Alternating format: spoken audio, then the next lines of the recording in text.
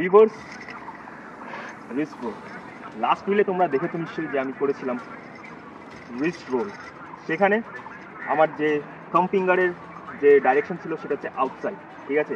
এবার আমাদের thumb ফিঙ্গারের direction হবে ইনসাইড। লাস্ট রিলে আমি দেখেছিলাম এইভাবে ধরতে, এই রিলে আমি দেখাবো এইভাবে, মানে আমাদের থাম্ব ফিঙ্গারটা আমাদের দিকে ফেস করবে, ঠিক আছে। সেম ফান্ডা, যখনই নানচাকুটার আর একটা পার্ট আমাদের এইখানে চলে এলো ঘুরে, এই পার্টটা যেটা ধরে আছি ছেড়ে দেবো আর আরেকটা ধরে নেবো, ঠিক আছে। সাইড থেকে দেখো বুঝতে।